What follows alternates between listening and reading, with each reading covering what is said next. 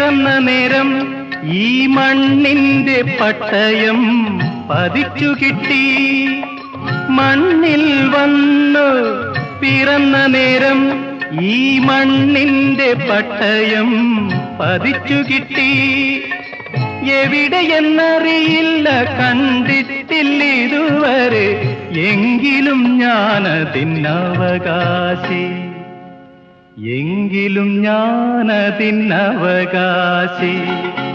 ആരോരുമില്ലാത്ത തെണ്ടി, പക്ഷേ 6 അടി മണ്ണിന്റെ ജന്മി, ഞാൻ 6 അടി മണ്ണിന്റെ ജന്മി.